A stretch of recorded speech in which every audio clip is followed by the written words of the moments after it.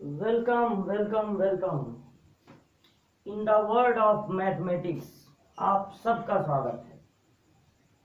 आज आपके लिए टॉपिक लेकर आए हैं डिफरेंशिएशन, अवकलन।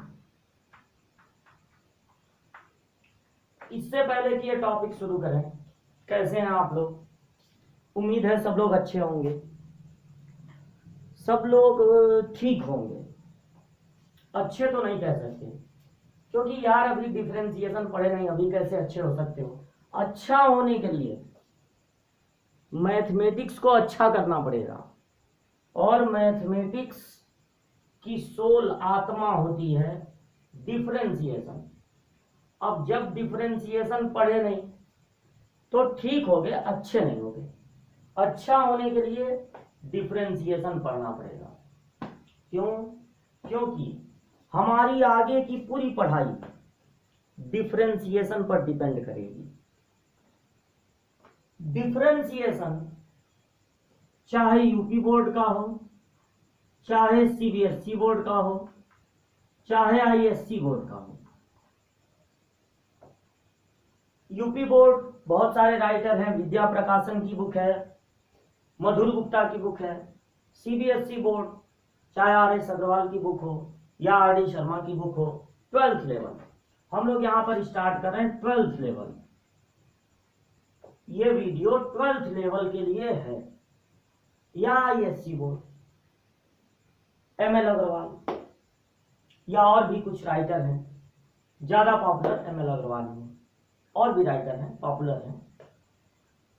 यूपी बोर्ड हो या सीबीएसई बोर्ड हो या आईसीएसई बोर्ड हो, सबके बोर्ड में सबसे ज्यादा किस पोर्शन से क्वेश्चन पूछे जाते हैं?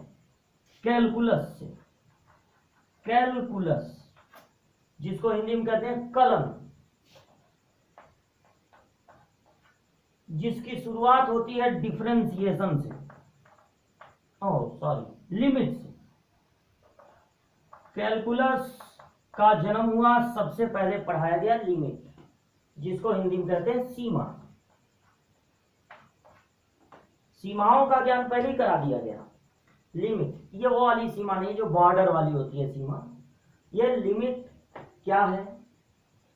लिमिट का वीडियो नहीं, सबसे पहले हम डिफरेंशिएशन का वीडियो बना रहे हैं। थोड़ा सा आपको कैलकुलस और लिमिट के बारे में बताएंगे।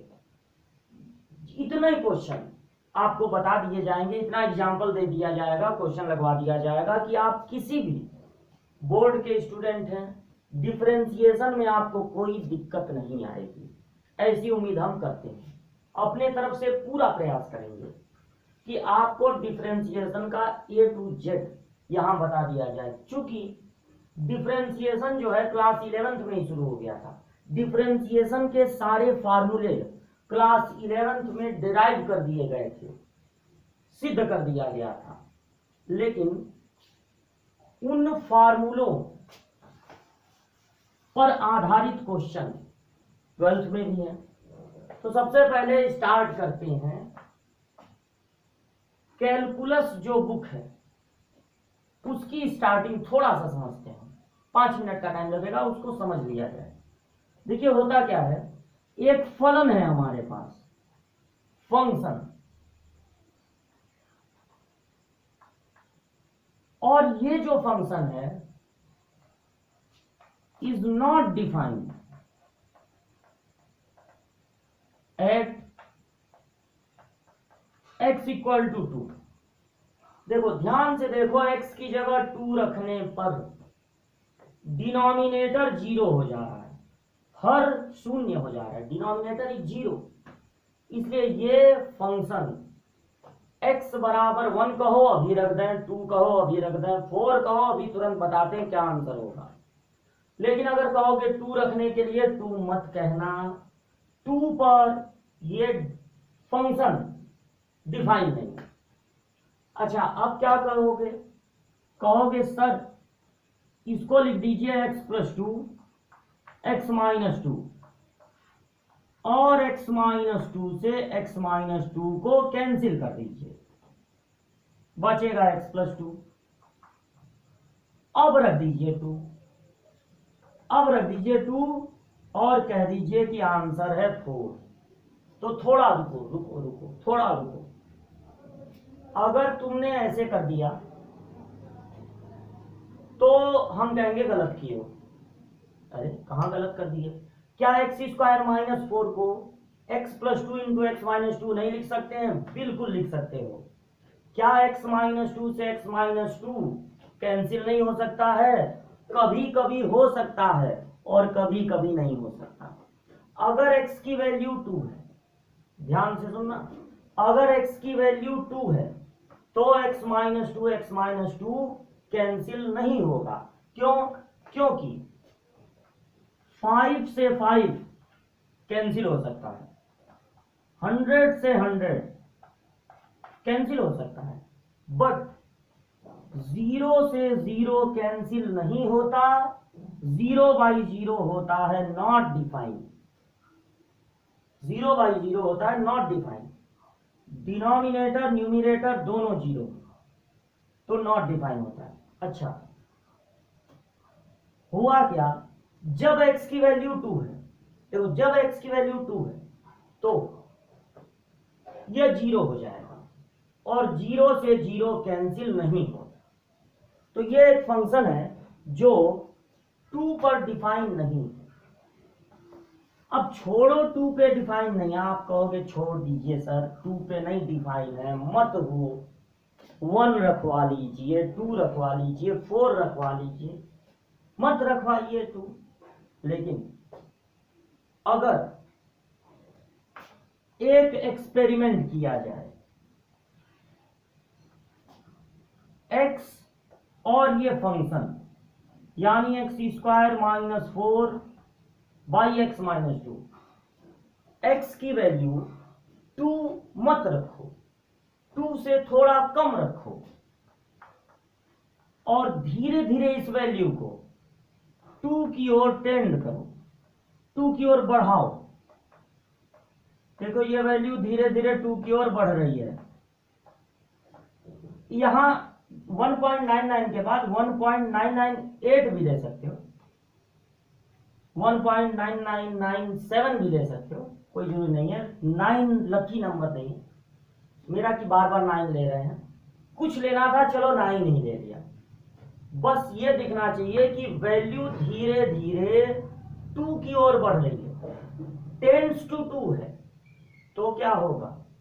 अब चलो यहां पर 1.9 रखो, 1.9 का स्क्वायर करो, उसमें 4 माइनस करो, 1.9 में से 2 माइनस करो और दोनों को डिवाइड कर दो, रिजल्ट आएगा कुछ। उस रिजल्ट को यहां लिख दो। अब 1.99 लिखो, स्क्वायर करो, 4 माइनस करो, 1.99 में से 2 माइनस करो, जो रिजल्ट आएगा डिवाइड करो, जो रिजल्ट आएगा यहां लिख दो। ये पुट करने पर जो रिजल्ट आएगा यहां लिख दो, ये पुट करने पर जो रिजल्ट आएगा यहां लिख दो। जैसे देखते हो कि x की वैल्यू 2 की ओर बढ़ रही है, वैसे इस फंक्शन की वैल्यू किसी नंबर की ओर बढ़ती हुई दिखेगी। ये तुमको दिखेगा कि ये जो वैल्यूज हैं वो लगातार 3 की ओर, 2 की ओर, 4 की ओर या किसी और नंबर की ओर बढ़ रही है। तो यहां से कॉन्सेप्ट निकला लिमिट। ये कहा गया कि जब x की वैल्यू एग्जैक्ट ठीक ठीक 2 नहीं है बल्कि 2 से थोड़ा कम है या 2 से थोड़ा ज्यादा है और धीरे धीरे ये वैल्यू 2 की ओर बढ़ रही है, तो इस फंक्शन की वैल्यू किसी नंबर की ओर बढ़ती हुई दिखेगी। किस नंबर की ओर बढ़ती हुई दिखेगी? वो नंबर, अगर ये एक्सपेरिमेंट करो तो आपको पता चलेगा 3.8, 3.87, ये हम ऐसे अंदाजे से लिख दे रहे हैं, 3.92 एग्जैक्ट इसका कैलकुलेशन करके ये मत कहना कि सर गलत लिखे थे। सर बस आपको सिखाने के लिए यहां पर लिख रहे हैं 3.98। अब देखो इसको देखने पर क्या पता चल रहा है कि ये 2 की ओर बढ़ रहा है, वैसे इसको देखोगे तो पता चलेगा कि ये 4 की ओर बढ़ रहा है। तो इसका लिमिटेशन हो जाएगा 4। तो लिमिट का मतलब है अगर x बढ़ रहा है 2 की ओर, तो बताओ ये फंक्शन किस नंबर की ओर बढ़ेगा। अगर ये फंक्शन 4 की ओर बढ़ रहा है तो आंसर होगा 4, यानी फंक्शन किधर की ओर टेंड्स कर रहा है वही हमको बताना है। ये मत कहना कि फंक्शन की वैल्यू 4 है। जब x की वैल्यू 2 नहीं है तो फिर फंक्शन की वैल्यू 4 कैसे होगी? यह गलत बात है। यह बोलना कि x अगर 2 की ओर बढ़ेगा तो ये फंक्शन 4 की ओर बढ़ेगा, तो ये होता है हमारा लिमिट। अच्छा, ये जो काम आपने किया x square minus 4 upon x minus 2, आप 2 से थोड़ी बड़ी कोई वैल्यू लेकर भी 2 की ओर बढ़ सकते हैं। देखिए वैल्यू धीरे धीरे कम हो रही है, यानी आप 2 की ओर बढ़ रहे हैं, लगातार धीरे धीरे 2 की ओर बढ़ रहे हैं। तो यहां पर जो रिजल्ट आएगा इनको x की जगह रखने पर, उन रिजल्ट को देखने पर भी ये पता चलेगा कि ये किसी नंबर की ओर बढ़ रहा है। तो यहां से कॉन्सेप्ट आया लिमिट का। लिमिट में ये कहलाएगा लेफ्ट हैंड लिमिट और ये कहलाएगा राइट हैंड लिमिट। मींस अगर आप x की वैल्यू 1 से थोड़ा कम लेकर 2 से थोड़ा कम लेकर 2 की ओर बढ़ेंगे तो जो रिजल्ट मिलेगा वो कहलाएगा लेफ्ट हैंड लिमिट। और वाम पक्ष सीमा, और अगर 2 से थोड़ी ग्रेटर कोई वैल्यू लेकर आप 2 की ओर बढ़ते हैं तो जो रिजल्ट आपके सामने आएगा कि यह नंबर किस ओर बढ़ रहा है वो कहलाएगा इस फंक्शन का, इस फलन का राइट हैंड लिमिट। तो ये बातें आप पढ़े हैं फर्स्ट ईयर में। तो ये लिमिट की वीडियो जब हम बनाएंगे तो उसमें आपको ये सब चीजें बताएंगे। अभी हम लोग पढ़ने जा रहे हैं डिफरेंशिएशन। अच्छा, आप कहोगे कि सर डिफरेंशिएशन क्यों पढ़े, क्या जरूरत है डिफरेंशिएशन पढ़ने का? हमें पता है आपकी आदत है, आप ये कहते हो कि बहुत सारे कपड़े हमको धुलने पड़ते हैं, तो एक दिन सोचा कि चलो वॉशिंग मशीन खरीद के लाते हैं, कपड़े आसानी से धुल जाएंगे। अगर बहुत ज्यादा कपड़े नहीं धुलने होते, रोज एक एक दो दो, एक पैंट एक शर्ट ऐसे धुलना होता, नहीं खरीद के लाते वॉशिंग मशीन, फिर वॉशिंग मशीन की जरूरत ही नहीं पड़ती।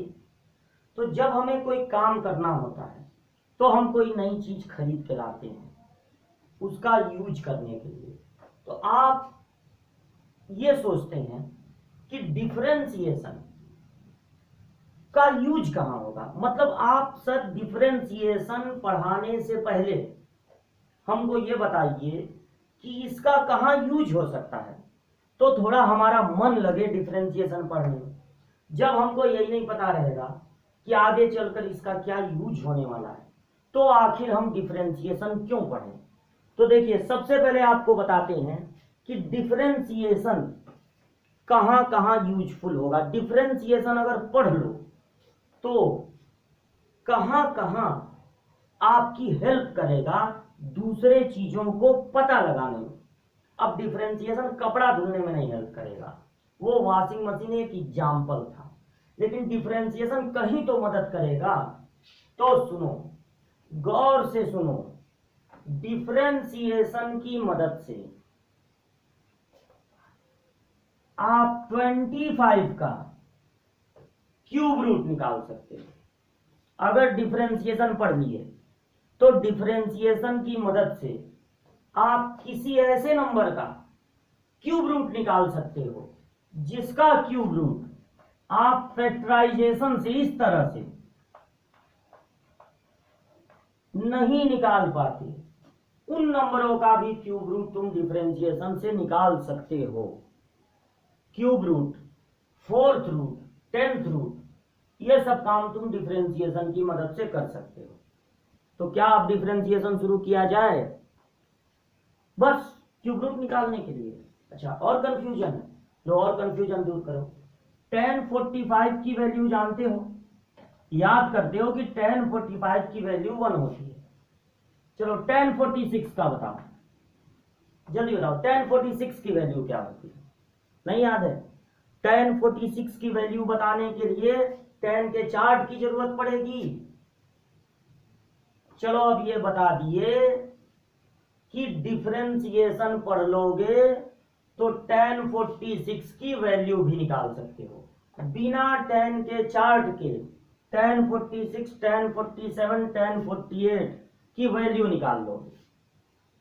अब शुरू किया जाए डिफरेंशिएशन? नहीं, चलो और भी। अब इतनी छोटी छोटी बातों के लिए डिफरेंशिएशन क्या पढ़ोगे? चलो कुछ और बताते हैं। अच्छा, स्लोप जानते हो? स्लोप, प्रवणता। स्लोप, कोई लाइन एक्स एक्सिस के पॉजिटिव डायरेक्शन से जो एंगल बनाती है उसको अगर tan के साथ ले लिया जाए तो स्लोप कहते हैं।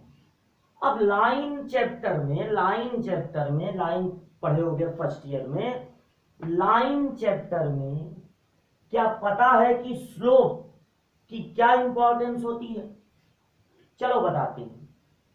स्लोप की मदद से पता लगा सकते हो कि दो लाइंस पैरेलल हैं कि नहीं। स्लोप की मदद से पता लगा सकते हो कि दो लाइन परपेंडिकुलर हैं कि नहीं। स्लोप की मदद से ये पता लगा सकते हो कि तीन पॉइंट कोलिनियर हैं कि नहीं, रेखाएं समांतर हैं कि नहीं, पैरेलल, परपेंडिकुलर हैं कि नहीं, लंब, तीन बिंदु 3 पॉइंट कोलिनियर हैं कि नहीं, समरेख हैं कि नहीं, ये पता लगा सकते हो स्लोप से। कितना इंपॉर्टेंट है स्लोप? स्लोप से ये भी पता लगा सकते हो कि दो लाइंस के बीच एंगल कितने का बन रहा है, ये भी स्लोप से पता लगा सकते हो। तो स्लोप बहुत इंपॉर्टेंट है।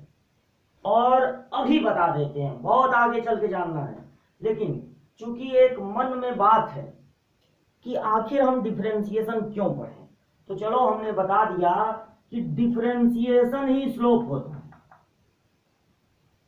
डिफरेंशिएशन ही स्लोप होता है। लाइन का स्लोप होता है, टेंजेंट का स्लोप होता है, डिफरेंशिएशन स्लोप होता है। ये मानते हो कि स्लोप बहुत इंपॉर्टेंट है, तो ये भी मानो कि डिफरेंशिएशन बहुत इंपॉर्टेंट है, क्योंकि डिफरेंशिएशन क्या दे सकता है? डिफरेंशिएशन दे सकता है स्लोप। डिफरेंशिएशन 25 का क्यूब रूट बता सकता है।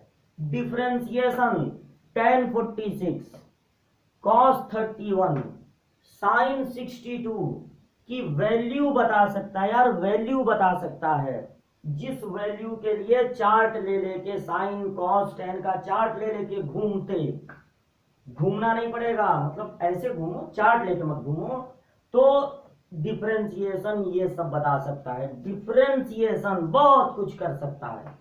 और भी कुछ जानना चाहते हो? एक सर्कल है, उसका रेडियस पर सेकेंड 2 सेंटीमीटर बढ़ रहा है। एक सर्कल है, एक वृत्त है, उसका रेडियस पर सेकेंड, हर एक सेकेंड में मैं बढ़ा रहा हूं। कितना बढ़ा रहा हूं? 2 सेंटीमीटर। उसकी त्रिज्या को बढ़ा रहा हूं, रेडियस को। तो उसका जो क्षेत्रफल है, एरिया, वो पर सेकेंड कितना बढ़ेगा? अगर मैं हर एक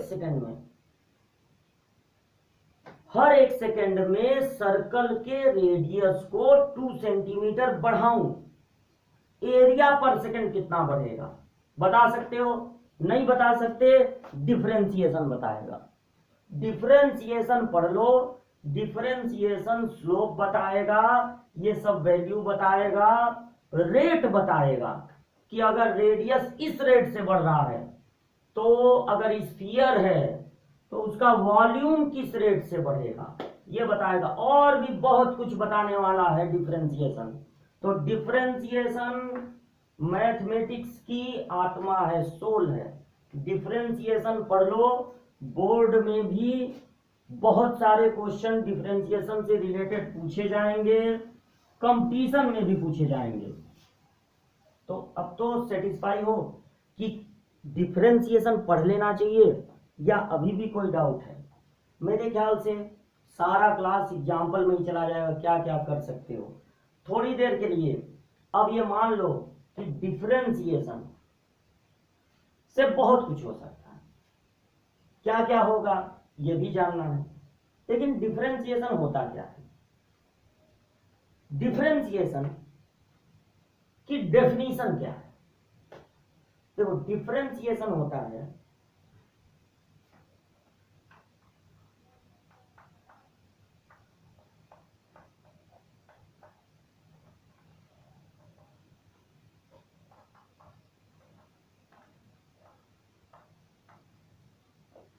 ये डिफरेंशिएशन का फार्मूला है। चलो इसको ऐसे समझाते हैं। सोचो एक सर्कल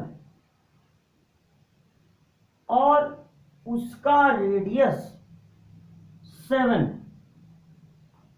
हमने रेडियस को थोड़ा बढ़ाया और कर दिया 7.7 मान लो। ऐसा नंबर ले रहा है, फटाक से आंसर आए, फटाक से तुम बताओ कि अगर इसका रेडियस त्रिज्या 7 है तो इसका क्षेत्रफल कितना होगा? फटाक से बताओ। Pi r square, pi means 22/7, r square 7 into 7, एक 7 कैंसिल, 154। इसका एरिया है 154। अब देखना डिफरेंशिएशन क्या होता है। पाई, इसका एरिया बताओ, pi r square, pi 22/7 into 7.7 into 7.7, 7 से कैंसिल 1.1, तो 11, 7.7 और 1.1 का फटाफट मल्टीप्लाई करो। 22 1 जा 22, 2 बचा, 21 1 जा 20, 22 1 जा 22 और 2 24। कितने डिजिट के बाद डेसिमल? एक डिजिट के बाद।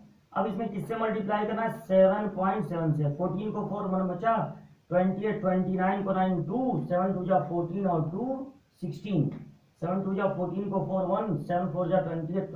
अरे यही आएगा यार, 1961, 4 13 16 8 1। अब लगा दो 2 डिजिट के बाद डेसिमल, 186.34। अब बताओ फटाफट बताओ कि जब तुमने रेडियस को थोड़ा बढ़ाया, थोड़ा नहीं, यहां तो ज्यादा ही बढ़ा दिया 0.7, जल्दी जल्दी कैलकुलेशन हो इसके लिए कि 7 से डिविजिबल हो, फटाफट कट जाए, इसके लिए ऐसे बताए। तो तुमने 7 को बढ़ाया और 7.7 कर दिया। रेडियस को जब बढ़ा रहे हो, क्या एरिया भी बढ़ रहा है?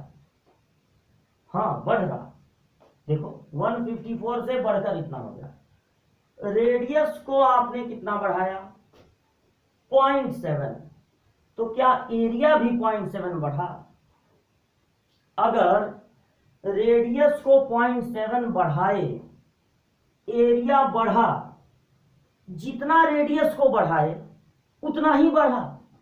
नहीं, रेडियस को तो बढ़ाए थे केवल 0.7 और ये कितना बढ़ गया? 186.34 में से इस ओरिजिनल को माइनस करो तो मिलेगा 32.34। यानी कि रेडियस में चेंज लाने पर एरिया में, क्षेत्रफल में चेंज आ रहा है, लेकिन रेडियस में किया गया चेंज और एरिया में प्राप्त हुआ चेंज दोनों अलग अलग है। तो अब समझ लो, सर्कल का एरिया एक फंक्शन है और उसका रेडियस एक वेरिएबल है। यहां हमने एरिया को ए नहीं वाई कह दिया। आदत है हमारी फंक्शन को मैक्सिमम हम वाई से रिप्रेजेंट करते हैं, और हमने रेडियस को सपोज कर लिया एक्स। फंक्शन क्या मिला? y equal to pi x square. जब x में चेंज लाओगे एरिया भी चेंज होगा, बट चेंज इन एरिया और चेंज इन रेडियस ये दोनों अलग अलग होंगे।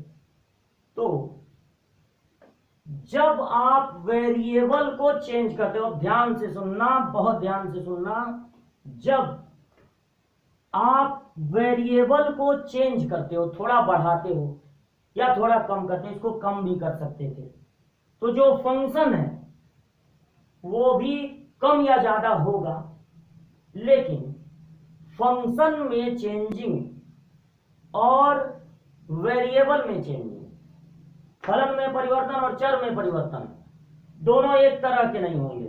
तो इन दोनों के रेशियो को चलो एक नाम दे दिया जाए। रेशियो को नाम देना तो ट्रेडिशन में है, परंपरा है हमारी, रेशियो को नाम देना परंपरा है भाई। कितना दूरी तय किया आपने और कितना समय लगा, डिस्टेंस अपॉन टाइम, इस रेशियो को हम लोग कह देते हैं स्पीड। स्पीड कह देते, तो रेशियो को नाम देने का तो ट्रेडिशन है, परंपरा है। तो चलो ये कोई नोट करने वाली चीज है, ये बस समझा रहे हैं कि डिफरेंशिएशन एक्चुअल में होता क्या है। अब देखो डिफरेंशिएशन होता है, पहले फंक्शन था fx, तुमने उस फंक्शन में जो वेरिएबल था, जो चर था, उसको थोड़ा बढ़ाया या थोड़ा कम किया, तो ये हो गया न्यू फंक्शन। न्यू फंक्शन में से ओरिजिनल फंक्शन को माइनस कर दोगे तो चेंज इन फंक्शन मिलेगा तुमको, चेंज इन फंक्शन। और जब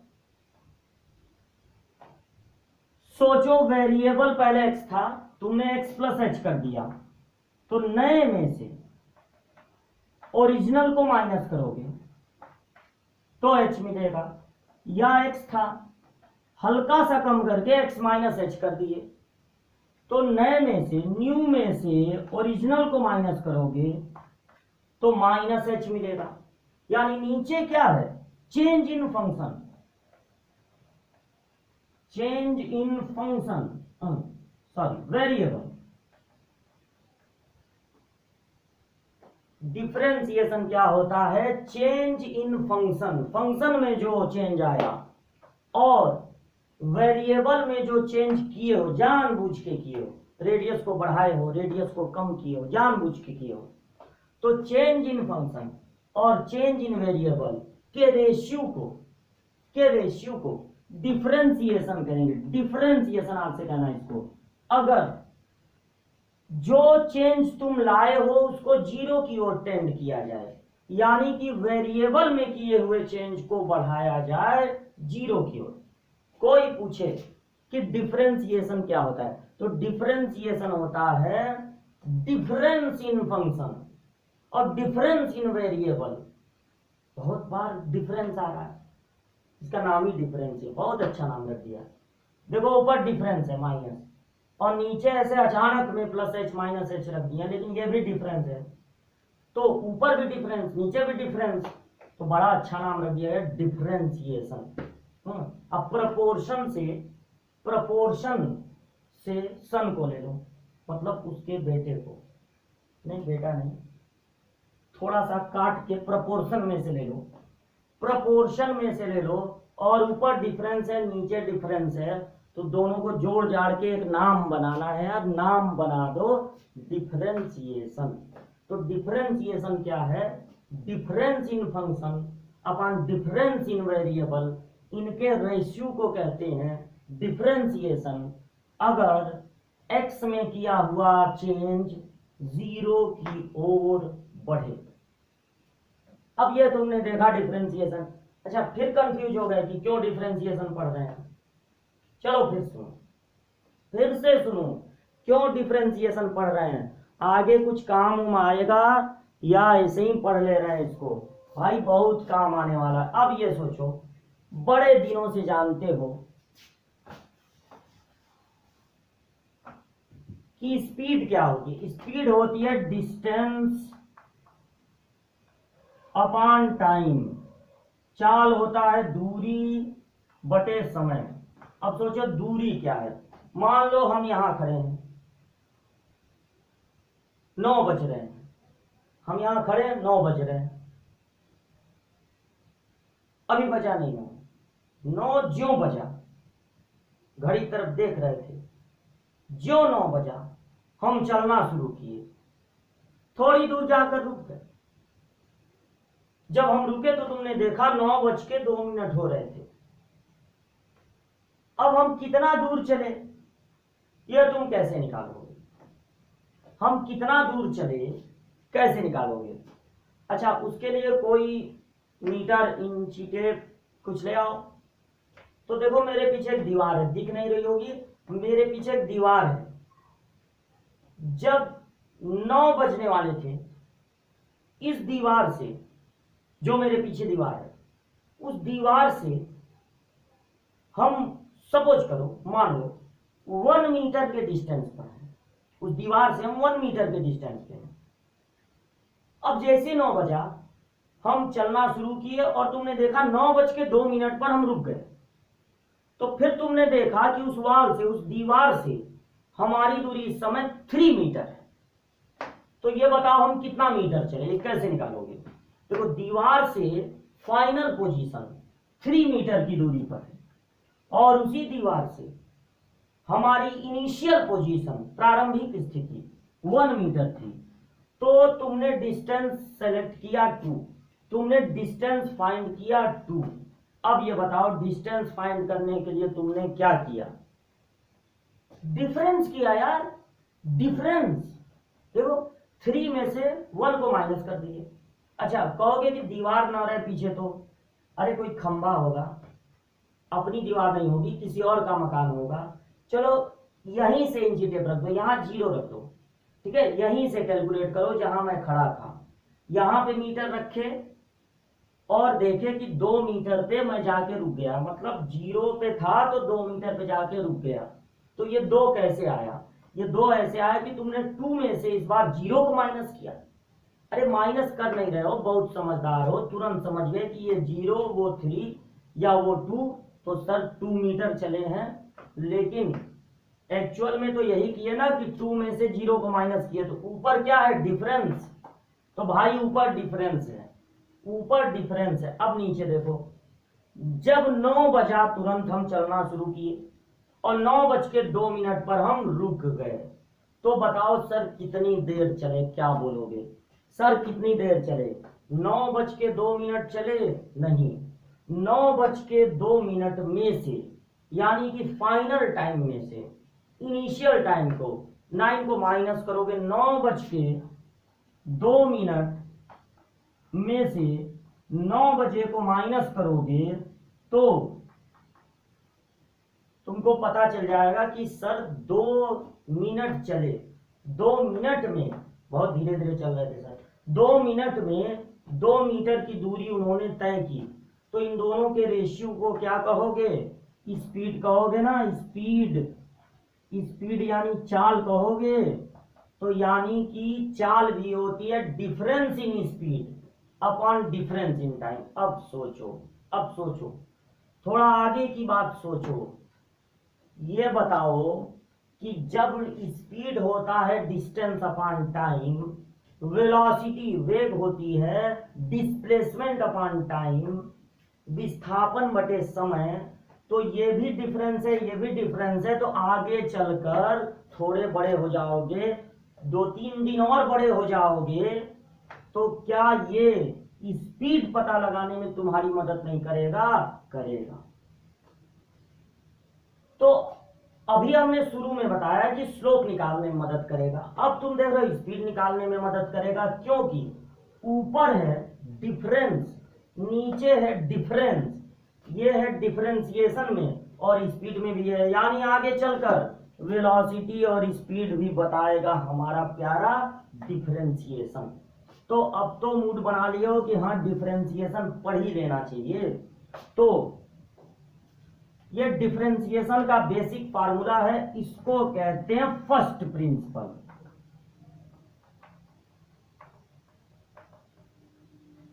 इसको कहते हैं फर्स्ट प्रिंसिपल, यानी कि प्रथम सिद्धांत। फर्स्ट प्रिंसिपल, प्रथम सिद्धांत, या इसको कहते हैं डिफरेंशिएशन का डेफिनेशन। अब क्या करना है, अब क्या करना है, बहुत सारे ऐसे फंक्शन हैं जो बार बार सामने आने वाले हैं, उन फंक्शन का फार्मूला याद करना है। अब बारी आ गई फार्मूले की, ये तो हो गया डेफिनेशन, अब फार्मूला। अच्छा, फार्मूला पढ़ते हो, क्यों पढ़ते हो, क्यों फार्मूले याद करने पड़ते हैं, ये भी थोड़ा सुन लो 2 मिनट में। मान लो तुम्हें पता है पूरे शहर में उस आदमी का नाम है, बहुत वो पॉपुलर है कि वो बिजली का काम, इलेक्ट्रिक का काम बहुत अच्छा जानता है, और संयोग से तुम्हारा पंखा खराब है, फैन आपका आउट ऑफ ऑर्डर है, और वो आदमी आपके मकान के सामने से जा रहा है, तुमने उसको आवाज दी और उसको बताया कि मेरा पंखा खराब है। अब वो आदमी जो बहुत अच्छा मैकेनिक है, पंखा का तो बनाना उसके बाएं हाथ का खेल है, वो उस समय अपने औजार नहीं लिया है, तो वो आएगा, क्या करेगा, स्विच को ऑन ऑफ करेगा, थोड़ा बहुत देखेगा इधर उधर, थोड़ा तार और चेक करेगा ऐसी दूर से या थोड़ा हल्का फुल्का छू। उसके बाद उसको नहीं समझ में आया, क्या कहेगा कि वो कहेगा कि हम अपने औजार घर पे रखें, क्योंकि हम तो किसी और काम से निकले थे, अभी हम घर से अपने औजार, अपने टूल्स लेकर आते हैं, तब इस पंखे को बनाएंगे। यानी अब सोचो, इतना समझदार आदमी जिसका पूरे शहर में नाम है, सब लोग कहते हैं ये बहुत अच्छा मैकेनिक है, वो बिना औजार के तुम्हारा पंखा नहीं बना पा रहा है, यानी बिना औजार के उसका सारा टैलेंट बेकार है। तो जो हमारे फार्मूले होते हैं वो हमारे टूल्स हैं, वो हमारे औजार हैं। जब वो मैकेनिक आएगा, उसके पास एक स्क्रू ड्राइवर होगा, स्क्रू ड्राइवर यानी पेचकस से उसको पेंच खोलना है, और उसके पास और तरह तरह के टेस्टर होगा, प्लास होगा, बहुत सारी चीजें उसके पास होंगी। एक तार काटने के लिए कुछ और होगा, पेंच खोलने के लिए कुछ और होगा। आप सोचो कि तार काटना है और वो स्क्रू ड्राइवर का यूज कर रहा है तार को काटने के लिए, तो क्या कहोगे, इसको कुछ आता ही नहीं है। तो यानी कि सारे टूल्स ले आके दे दो और वो उन टूल्स का यूज ही ना जाने कि कहां पे कौन सा टूल्स यूज करना है, तो क्या कहोगे, एकदम बेकार है, उसको कोई नॉलेज नहीं है। तो यानी कि हमारे पास टूल्स भी होने चाहिए, और किस जगह पे कौन सी टूल्स का प्रयोग करना है ये भी हमको पता होना चाहिए। अगर एक सिंपल सा काम करते हो, तुम कोई क्राफ्ट बना रहे हो, वहां कुछ काट लिए, पेस्ट करना है, क्या खोजोगे कि वहां पर फेविकोल कहाँ है। अगर फेविकोल नहीं मिला तो क्या उसको तुम अपने सीजर से, कैंची से चिपका दोगे, नहीं, फेविकोल से वो चिपकेगा। तो जो जिसका काम है, जिस जगह पे फेविकोल की जरूरत है वहां फेविकोल लगेगा, जहां सीजर की जरूरत है वहां सीजर लगेगा। उसी तरह से सारे टूल्स इकट्ठा करने हैं भाई, सारे टूल्स इकट्ठा करने हैं। उसके बाद ये सीखना है कि किस जगह पे कौन सा टूल्स यूज होगा, यानी किस जगह पे कौन सा फार्मूला यूज होगा। अब देखो, सारे फार्मूले बना दिए गए हैं फर्स्ट ईयर में। फर्स्ट ईयर की वीडियो अभी नहीं डाल रहे हैं, अभी सेकेंड ईयर की वीडियो डाल रहे हैं। सारे फार्मूले फर्स्ट ईयर में बना दिए गए हैं। कौन कौन से फार्मूले हैं, तो देखो, इसको ऐसे समझो, एक मशीन है हमारे पास, एक मशीन है, वो डिफरेंशिएशन की मशीन है, उसमें तुम कुछ इनपुट डालते हो भाई, इनपुट डालते हो और तुमको मिलता है आउटपुट। अब तुमने इस मशीन में, ऐसी कोई मशीन आती नहीं है वैसे, ये हमारे मन की बात है कि मान लो डिफरेंशिएशन एक मशीन है, एक मशीन है और तुमको पता लगाना है कि x पे पावर n इस मशीन में अगर डालें, इस डिफरेंशिएशन की मशीन में x पे पावर n डालें तो आउटपुट क्या मिलेगा। अच्छा पहले समझ लो x पे पावर n है क्या, पहले समझो x पे पावर n है क्या। x देखो एक वेरिएबल है। अच्छा ये डिसाइड कर लो, कैलकुलस की बुक पढ़ने जा रहे हो, कैलकुलस में कुछ वेरिएबल की जरूरत होती है, वेरिएबल की जरूरत होती है, चर की। तो इंग्लिश अल्फाबेट के लास्ट के कुछ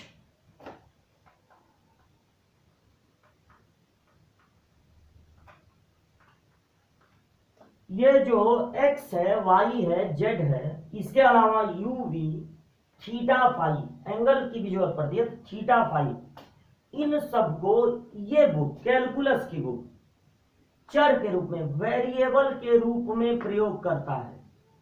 अगर कहीं डिफरेंशिएशन में x लिखा है, कोई नहीं बताएगा कि ये वेरिएबल है, आपको खुद समझ जाना है कि ये वेरिएबल है, ये बदलने वाली चीज है। अब देखो इस लिस्ट में कहीं n है नहीं, यानी कि हम इस मशीन को क्या दे रहे हैं, हम इस मशीन को दे रहे हैं x पे पावर n, मतलब बेस एक वेरिएबल हो लेकिन उसका एक्सपोनेंट, उसकी घात एक्सपोनेंट वेरिएबल ना हो। यह इस मशीन में डालो और इंतजार करो आउटपुट क्या निकल के आ रहा है। आउटपुट निकल के आएगा nx पे पावर n माइनस 1, यानी कि पावर से इंटू पावर एक कम। अब बताओ, फटाफट बताओ, ये जो फार्मूला है वो कब लगाओगे। डिफरेंशिएशन का ये फार्मूला है, ये तुम्हारा टूल्स है, औजार है, इसकी मदद से तुमको बड़े बड़े काम करने हैं। x पे पावर n वाला फार्मूला कब लगाओगे, जब बेस एक चेंजेबल चीज होगी, बदलने वाली चीज, वेरी करने वाली चीज, वेरिएबल होगी, लेकिन जो उसका एक्सपोनेंट है, एक्सपोनेंट वेरिएबल नहीं होगा, एक्सपोनेंट होगा कांस्टेंट, तब ये फार्मूला लगेगा। अब चलो फटाफट देख लेते हैं। e पे पावर x, इसमें हमने डाला, इस मशीन में, कहीं इस मशीन मिल गई है, सोच में है हमारी ये मशीन, तो e पे पावर x।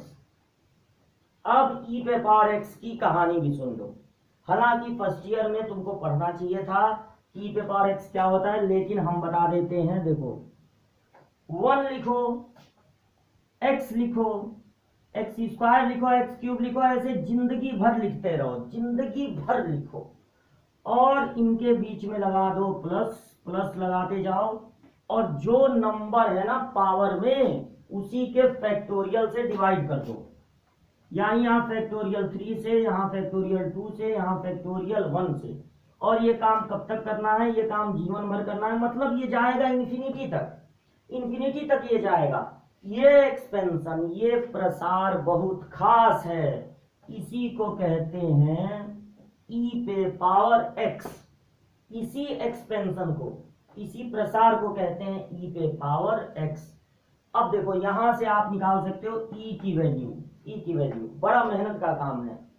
e की वैल्यू निकालो, तो e की वैल्यू कैसे निकालोगे, x की जगह रख दोगे 1, हर x की जगह रखोगे 1, तो ऊपर हर जगह 1 आ जाएगा, और फैक्टोरियल 1 यानी 1, फैक्टोरियल 2 यानी 2, फैक्टोरियल 3 यानी 6, 1 2 3 6, फैक्टोरियल 4 अगला वाला होगा फैक्टोरियल 4 यानी 24। यानी 1 को लगातार इन चीजों से डिवाइड करते जाओ और ऐड करते जाओ, डिवाइड करो, ऐड करो, डिवाइड करो, ऐड करो, तो तुमको मिलेगा 2.71828। यहां पर लगा सकते हो, बार बार बार यही आता है। तो कुछ दूर तक डिवाइड करोगे, थक जाओगे, इसलिए बात मानो, ये वैल्यू याद कर लो। अगर पूरा डिवाइड भी कर लिए, जीवन पूरा इसी में लगा दिए, कोई बहुत महान काम नहीं कहलाएगा। देखोगे कि e की वैल्यू 2.7 से थोड़ी ज्यादा आ रही है, इतनी भी ज्यादा नहीं हो रही है कि 3 हो जाए। तो याद करो ई की वैल्यू होती है बिटवीन 2 एंड 3, मतलब ई की वैल्यू होती है 2 से ज्यादा 3 से कम, लगभग अप्रॉक्स 2.7182 ऐसा मैथमेटिशियन कहते हैं। डिवाइड करके कभी हम भी नहीं देखे, आपको भी देखने की जरूरत नहीं है, इसको याद कर लीजिए। तो ये ई क्या है, ये स्पेशल जो एक्सपेंशन है उसको कहते हैं ई। चलो इस मशीन में ई पे पावर एक्स भेज देते हैं, तो वापस रिजल्ट क्या मिलेगा, आउटपुट क्या मिलेगा, ई पे पावर एक्स। तो चलो याद करो ई पे पावर एक्स का डिफरेंशिएशन होगा ई पे पावर एक्स। दो फार्मूले तैयार हुए। अब चलो तीसरा। अच्छा ये बताओ, ई पे पावर एक्स का फार्मूला केवल तब लगेगा जब ई पे पावर एक्स हो, क्योंकि ई तो बहुत स्पेशल चीज होती है। तो एक फार्मूला ए पे पावर एक्स का भी चाहिए। ई स्पेशल चीज है, ए स्पेशल चीज नहीं है। अगर इस मशीन में, डिफरेंशिएशन के मशीन में ए पे पावर एक्स भेज दो, तो जो रिजल्ट निकल के आएगा वो केवल ए पे पावर एक्स पे नहीं लगेगा, क्योंकि ये एक स्पेशल चीज नहीं है। ये फार्मूला जब बन के तैयार होगा तो ये फार्मूला बी पे पावर एक्स, सी पे पावर एक्स, डी पे पावर एक्स, 10 पे पावर एक्स, 5 पे पावर एक्स, 2 पे पावर एक्स, हर जगह ये काम आएगा। हर उस जगह पे काम आएगा जब बेस एक कांस्टेंट हो। ई भी कांस्टेंट होता है, ए भी कांस्टेंट है, 10 भी कांस्टेंट है।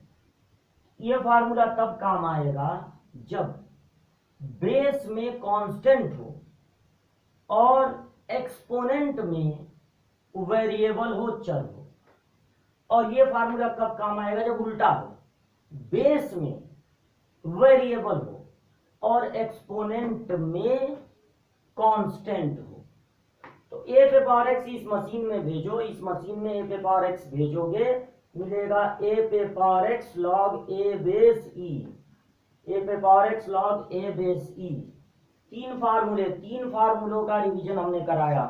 फार्मूले कैसे प्रूव हुए हैं ये 11th की चीज है। 11th के वीडियो बनेंगे तो उसमें बताया जाए कैसे प्रूव हुआ। एक आध हम प्रूव करके दिखा देंगे, क्योंकि हमें लगता है, ये नोट कर लेना, वीडियो रोक के नोट कर लेना। अब ये देखो 3 फार्मूले हो गए, 3 फार्मूलों के मालिक हो गए हम लोग, 3 औजार मिल गए हम लोगों को। और देखा जाए, और चलो लॉग एक्स को भेजो। ये याद रखो, ये जो लॉग है, अगर उसका बेस, लॉग का एक बेस होता है, लॉग का बेस लिखना भूल गए भाई साहब, तो लॉग अगर आप 10th के स्टूडेंट होते और बेस लिखना भूल जाते तो बेस 10 होता। क्योंकि हाई स्कूल तक अगर लॉग का कोई बेस नहीं है तो बेस कितना माना जाता है, 10। लेकिन अगर इंटर में लॉग का कोई बेस नहीं है तो बेस क्या होगा, बेस होगा ई। कौन सा ई, यही वाला ई जिसकी value more than 2 and less than 3 होती है, 2 और 3 के बीच में होती है। तो कुछ नहीं लिखे, यानी बेस ई है, लॉग का बेस ई है। तो लॉग एक्स को इस मशीन में भेजोगे, बहुत सारे काम होंगे, मशीन वर्क करेगी। मशीन वर्क करने के बाद आउटपुट देती है 1/x। तो चलो याद कर लिया जाए, log x का डिफरेंशिएशन होता है 1/x। अच्छा ये कहोगे सर सब आधा अधूरा फार्मूला बता रहे हैं। आधा अधूरा नहीं बेटा, अभी पूरा कर रहे हैं फार्मूले को। log x बेस ई का बता दिए, अब log x बेस। अच्छा क्यों कहोगे, क्योंकि कहोगे सर जब बेस ई रहेगा तभी लगेगा। तो चलो बता देते हैं, अगर बेस ई के अलावा कुछ और याद रखना, ई जो है बाबू वो एक स्पेशल चीज नहीं है, ई स्पेशल चीज है। ए जो है, ए वो बी भी हो सकता है, सी भी हो सकता है, 10 भी हो सकता है, 4 भी हो सकता है, 5 भी हो सकता है। तो इसको इस मशीन में भेजो और इंतजार करो, इंतजार करो आउटपुट क्या मिल रहा है, क्या मिल रहा है, क्या मिल रहा है। 1/x अब दिखने लगा, इसमें से आउटपुट निकल रहा है। ये मशीन बनाए हम लोग, 1/x log e बेस ए। राहत की सांस, राहत की सांस हुई, क्योंकि अधूरा था नॉलेज। ये फार्मूला केवल तब लगता जब बेस ई होता, लेकिन अब फार्मूला मिल गया है। वो तब भी काम करेगा जब बेस ई के अलावा कुछ और होगा। ये फार्मूले कैसे बन जा रहे हैं, फर्स्ट ईयर की चीज है, लेकिन एक दो फार्मूले फर्स्ट ईयर का वीडियो जब बनेगा तो उसमें सारे फार्मूले डिराइव किए जाएंगे, लेकिन अभी एक दो डिराइव करके दिखा देंगे। वैसे आगे बढ़ते हैं। अच्छा, कुछ भी काम करो, ट्रिग्नोमेट्री एंट्री जरूर मारती है, ट्रिग्नोमेट्री एंट्री जरूर मारती है, यहां भी मारेगी। तो देख लो। अच्छा, ट्रिग्नोमेट्री पहले ये समझो, एक्स हो ही तब से एक्स को लेकर हो रहे हैं, एक्स पे पावर है, ई पे पावर एक्स, ए पे पावर एक्स, लॉग बेस ई, लॉग तब से एक्स को लेकर हो रहे हैं। अभी तक ख्याल ही नहीं आया, ख्याल ही नहीं आया कि मान लो एक्स हो ही ना, ये पूरा एक कांस्टेंट हो, तो चलो मशीन में भेज देते हैं कांस्टेंट को। आउटपुट पता है क्या निकल के आएगा, आउटपुट निकल के आएगा 0, यानी कि कोई कांस्टेंट वैल्यू है, उसमें कोई वेरिएबल है ही नहीं, तो उसका डिफरेंशिएशन होगा 0। 6 फार्मूलों के मालिक हो चुके हम लोग। ये 3 फार्मूले भी नोट कर लो, कॉपी में भी दिमाग में भी। तो अब एंट्री मारता है ट्रिग्नोमेट्री, साइन का आउटपुट मिलेगा कॉस, कॉस का आउटपुट मिलेगा माइनस साइन। अगर इस मशीन में डालोगे बाबू tan, तो क्या कहोगे, साइन पे कॉस मिला, कॉस पे माइनस साइन, तो कहोगे सर tan पे कॉट मिलना चाहिए। गलत बोल रहे हो, गलत बोल रहे। इस मशीन में tan गया, मशीन एकदम सही है, इसको झटकना पटकना मत कि भाई जब साइन रखने पर कॉस मिला, कॉस रखने पर साइन मिला माइनस में, तो हमें तो लगा था tan रखने पर सेक स्क्वायर मिलेगा, कहीं मशीन थोड़ी खराब तो नहीं हो गई। खराब वराब कुछ नहीं हुई है, tan रखने पर सेक स्क्वायर ही मिलता है। कॉट रख के देखो, माइनस कोसेक स्क्वायर मिलेगा। सेक रखो तो सेक एक्स tan एक्स मिलेगा आउटपुट। और एक और कौन बच गया, कोसेक एक्स, तो बाबू कोसेक एक्स रखोगे तो मिलेगा minus cosec x cot x. अच्छा, एक यहां पर कोई इंसिडेंस देखो भाई, ये कोई नियम नहीं है, ये कोई कानून नहीं है।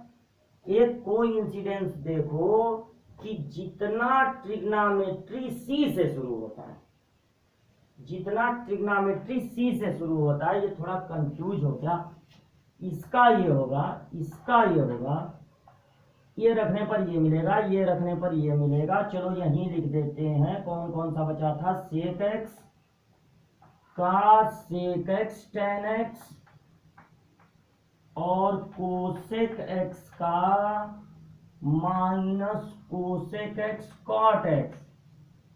मशीन एकदम सही है, सारे आउटपुट सही आए हैं, कोई दिक्कत वाली बात नहीं है। बस ये ध्यान दो, ये ध्यान दो, एक बड़ा यहां पर कोई इंसिडेंस हुआ है, कोई रूल नहीं है, कोई नियम नहीं है कि जितना भी ट्रिग्नोमेट्री सी से शुरू है, जितनी ट्रिग्नोमेट्री सी से शुरू है भाई साहब, उसका डिफरेंशिएशन माइनस में आया है। तो ये एक बात नोट कर लो, सामने वाला कह रहा है जा रहा है डिफरेंशिएशन पूछने, अलर्ट हो जाओ।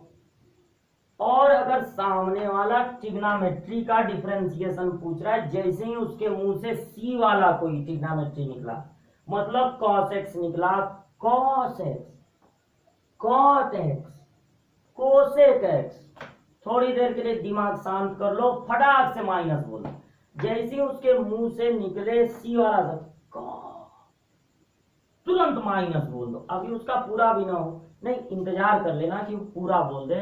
कहीं तुम माइनस बोल दिए, बीच में बोलने वाला था कॉस, उसको बोल दिया कोसेक, तो थोड़ा बहुत कंफ्यूज हो जाओगे, झटका लगेगा। तो इससे अच्छा है पूरा सुन लो, और जैसे ही पता चले कि सी से बोला है कोई, तुरंत माइनस बोल दो। फिर उसके बाद अगर cos x है तो माइनस तो बोल ही चुके हो, बोल देना sin x। cot x है तो बोल देना cosec स्क्वायर x, माइनस तो बोल ही दिए हो पहले, फटाक से माइनस बोल देना। उसके बाद cosec x है तो बोल देना cosec x cot x। ये सब फार्मूले मिले हैं। जब इस मशीन में ये सब फार्मूले भेजे गए हैं तो आउटपुट ये मिला, इसको नोट कर लेना, कॉपी में भी दिमाग में भी। तो अब देखो, sine inverse x, cos inverse x, tan inverse x, sec inverse x. अच्छा चलो पहले कॉट लिख लेते हैं, cot inverse x, sec inverse x, cosec inverse x. ये सब इनवर्स भेज के देखो, साइन इनवर्स भेजोगे मिलेगा -1/रूट में, अरे सॉरी 1/रूट में 1 माइनस एक्स स्क्वायर। और जब ये भेजोगे ना मशीन में कॉस इनवर्स एक्स, तो यही मिलेगा लेकिन माइनस के साथ। टेन इनवर्स एक्स का पता है क्या मिलेगा, 1/1 प्लस एक्स स्क्वायर। और कॉट इनवर्स एक्स का यही मिलेगा लेकिन माइनस के साथ। सेक इनवर्स एक्स का मिलेगा 1/x रूट में एक्स स्क्वायर -1। और कोसेक इनवर्स का यही मिलेगा लेकिन माइनस के साथ। एक बार फिर वही होगा कि जितना इनवर्स ट्रिग्नोमेट्रिक सी से शुरू है उनका डिफरेंशिएशन माइनस में होता है। तो ये सब फार्मूले हैं जो फर्स्ट ईयर में भी थे और आपको इनको कर लेना याद। तो ये पूरा आप वीडियो रोक के नोट कर लेंगे। वीडियो थोड़ा देख लिए, लग तो रहा है सही बन रहा है।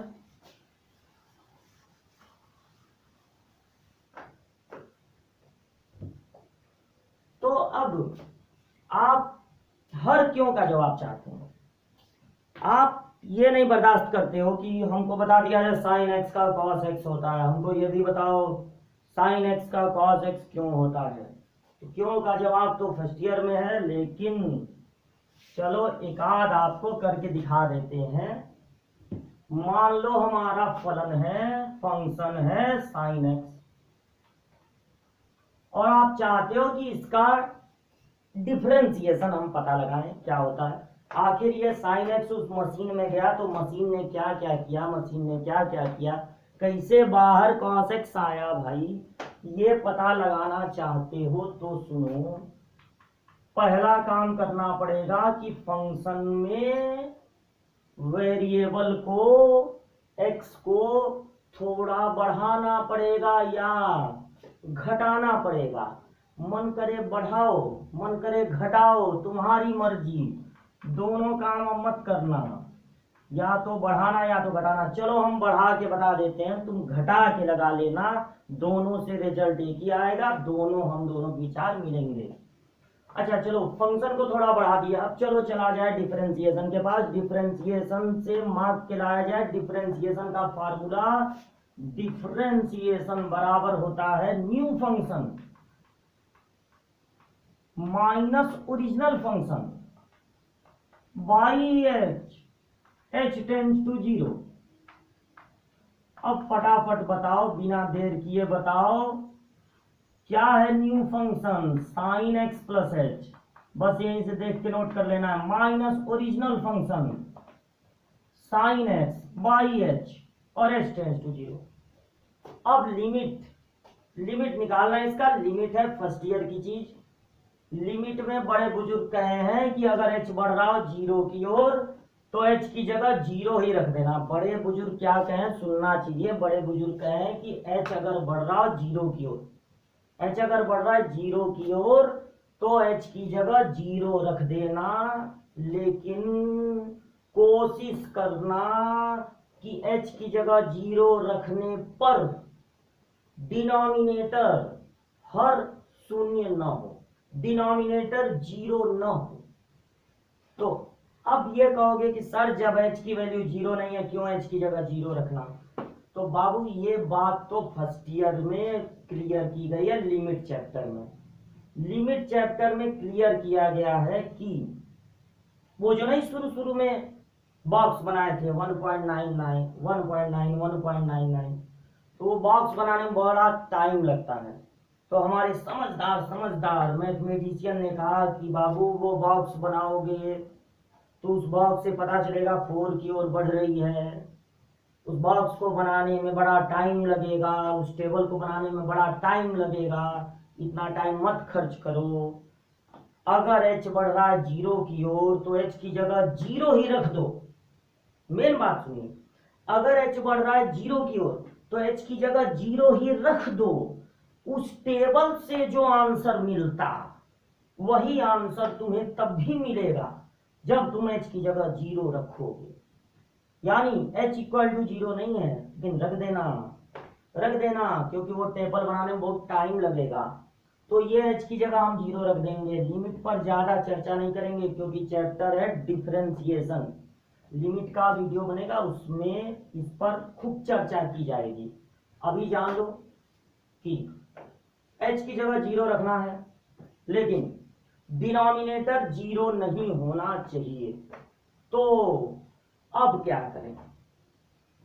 अभी तो h की जगह जीरो रखने पर डिनोमिनेटर जीरो हो जा रहा है, अभी तुरंत नहीं रखना है, तुरंत नहीं रखना है, कुछ करना पड़ेगा।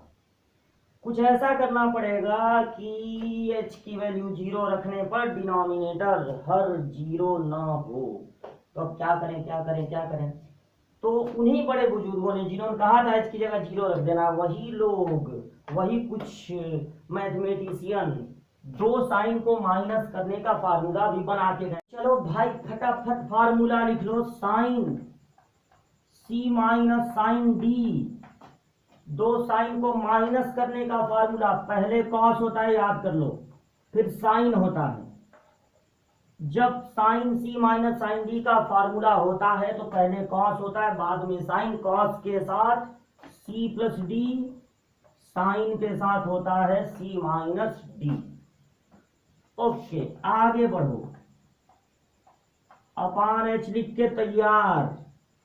अब देखो 2 cos half sine half, cos के साथ एंगल्स को ऐड करना है, तो x और x ऐड होके हो गया 2x प्लस h तो रहेगा।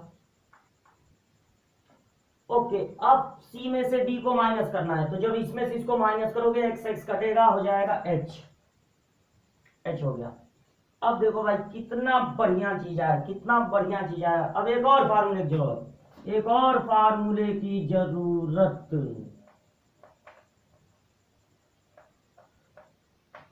बहुत पॉपुलर फार्मूला है, सब लोग जानते होंगे। जो लिमिट पढ़ा होगा 1 दिन 2 दिन आधा दिन वो भी जानता होगा कि साइन एक्स बाई एक्स का लिमिटेशन 1 होता है अगर x बढ़े 0 की ओर। कहने का मतलब है, ध्यान से समझो, फार्मूला बस रटो नहीं, उसका यूज कैसे होता है ये भी समझो। समझो कि ये फार्मूला कब लगेगा। साइन के साथ ऊपर x है तो नीचे भी x होना चाहिए, ऊपर 2x है तो नीचे 2x होना चाहिए, ऊपर x/4 है ऊपर साइन के साथ, तो अपान में x/4 होना चाहिए। यानी जो चीज ऊपर वही चीज नीचे, और साहेब वो चीज बढ़ना चाहिए 0 की ओर, वो चीज बढ़ना चाहिए 0 की ओर। जो चीज साइन के साथ है ऊपर वही हो नीचे, और वो चीज बढ़े 0 की ओर तो लिमिटेशन होता है 1। तो अब ये बताओ, साइन के साथ है h/2 तो अपान में क्या होना चाहिए, h/2 होना चाहिए। तो 2 से मल्टीप्लाई 2 से डिवाइड। अब इसको घेर दिए, अलग कर लिए, स्पेशल दिखे ये बहुत जरूरी चीज है हम लोगों के लिए। साइन h/2 नीचे h/2। अब बस एक चीज और चेक कर लो, ये बताओ अगर h बढ़ रहा है जीरो की ओर, अगर h बढ़ रहा है जीरो की ओर तो h का आधा किधर बढ़ेगा? चलो h का हाफ कर दिए, जीरो का भी हाफ कर दो। जो काम यहां करोगे वही काम तो यहां करोगे। जीरो का हाफ कितना होता है? जीरो का हाफ होता है जीरो। तो मुबारक हो, सब कुछ आपके फेवर में है, सब कुछ आपके फेवर में है। साइन के साथ जो चीज है ऊपर वही चीज है नीचे, और वो चीज बढ़ रहा है जीरो की ओर, तो इसका लिमिटेशन 1 हो जाएगा। जिंदगी से h नाम का खलनायक विलेन गायब हो गया, क्योंकि h तो इसमें शामिल हो गया, उस फार्मूले ने काम किया। 2 से 2 कैंसिल। अब जैसा कि बड़े बुजुर्ग कहे हैं, मान लो यहां पर 1 हो गया और कहीं h मिले, और कहीं h मिले तो उस h की जगह लिख देना 0। तो cos 2x प्लस 0/2, या ना cos 2x प्लस 0/2। अब अपान में कुछ नहीं है क्योंकि ये तो हो गया 1। अब देखो 2 से 2 कैंसिल हो जाएगा तो ये हो जाएगा cos x। चलो भाई याद कर लो, याद कर लो कि sin x का डिफरेंशिएशन होता है cos x। ये भी याद कर लो, ये भी दिमाग में बैठा लो कि अब अगर इसी तरह cos x का करोगे तो cos c minus cos d का फार्मूला लगेगा, और पूरी उम्मीद है कि क्या मिलेगा। अब तो समझ गए होगे कि मिलेगा माइनस साइन एक्स, लगा के देख लेना। लेकिन हो सकता है कि मन में ये कंफ्यूजन हो कि साइन एक्स का कॉस मिला, कैसे टेन एक्स का सेक स्क्वायर एक्स मिल जाता है। ये हो सकता है कुछ लोग ये बात डाइजेस्ट न कर पा रहे हो कि टेन एक्स का कॉट मिलना चाहिए था, कॉट क्यों नहीं मिल रहा है, कैसे सेक स्क्वायर मिल जा रहा है, तो उसको भी जरा देख लिया जाए। तो ये नोट कर लेना, ये नोट कर लेना। जो काम हम करने जा रहे हैं वो मत करना, मतलब जहां जहां साइन लिखे हो मिटा मिटा के टेन मत लिख देना। ये काम केवल मेरे लिए है, तुम अलग से इसको नोट करना। और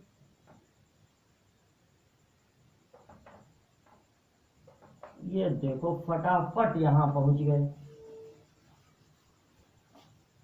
भाई साहब, टेन के पीछे पड़ गए हम लोग। सोचने वाली बात है। साइन सी माइनस साइन डी का फार्मूला है, कॉस सी माइनस कॉस डी का भी फार्मूला है। अरे साइंटिस्ट लोग, मैथमेटिशियन लोग भूल गए क्या टेन सी माइनस टेन डी का फार्मूला बनाना ही भूल गए। टेन से तो तब बड़ी नफरत हो गई। साइन सी माइनस साइन डी का फार्मूला है, कॉस सी माइनस कॉस डी का फार्मूला है, टेन सी माइनस टेन डी का नहीं है। और एच की जगह तुरंत जीरो भी नहीं रख सकते हैं, क्योंकि जीरो रखने पर डिनोमिनेटर हो जाएगा जीरो, जो कतई हम लोगों को पसंद नहीं, किसी पसंद नहीं। तो डिनोमिनेटर जीरो, क्योंकि वो हो जाता है नॉट डिफाइंड। डिफाइन चीजों पीछे पढ़ो, एक आध चीजें नॉट डिफाइन होती होंगी, सोचा जाएगा उसके बारे में। तो टेन से थोड़ी देर के लिए गुस्सा है टेन पे, ऐसा करो टेन को हटा दो, टेन पर गुस्सा है टेन को हटा दो।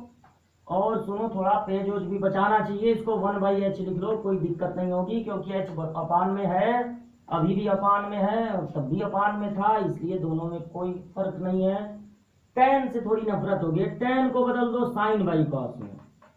अच्छा, जैसे ही साइन बाई कॉस लिखोगे मजा आ जाएगा, बिल्कुल साइन बाई कॉस लिखोगे मजा आएगा, देख लो। अब थोड़ी देर के लिए दिमाग पर ज्यादा जोर नहीं देना है, माइनस तो बहुत सालों से करते आ रहे हैं, चलो माइनस दो, थोड़ी देर दिमाग ठंडा होगा। तो limit h tends to 0 1/h, और दोनों का प्रोडक्ट दोनों का प्रोडक्ट होगा एलसीएम, तो ऐसे क्रॉस में मल्टीप्लाई होगा sine x plus H into cos x minus cos x plus H into sine x. बड़ा मजा है माइनस करना, तो पूरे पेपर में माइनस ही रहता है, बहुत बढ़िया है, सारा पेपर सॉल्व। तो ये दोनों माइनस माइनस किए, इनका प्रोडक्ट हो गया एलसीएम, क्रॉस में मल्टीप्लाई। अब देखो, अब थोड़ी देर के लिए थोड़ा सीरियस हो जाओ। सीरियस लोग सक्सेस होते हैं। सीरियस मतलब ये नहीं एकदम मुंह उतार के बैठो। सीरियस का मतलब कॉमेडी भी करो तो सीरियसली करो। जो कॉमेडी करते हैं हम लोग तो पढ़ रहे हैं, तो सीरियस, जो सीरियस होते हैं वही सक्सेस होते हैं। जो नॉन सीरियस होते हैं वो नॉनसेंस भी होते हैं। मतलब नॉनसेंस कोई ऐसे एब्यूज, कोई गाली नहीं। नॉनसेंस का मतलब हो गया, नॉन का मतलब नो, और सेंस का मतलब सोचने समझने की शक्ति।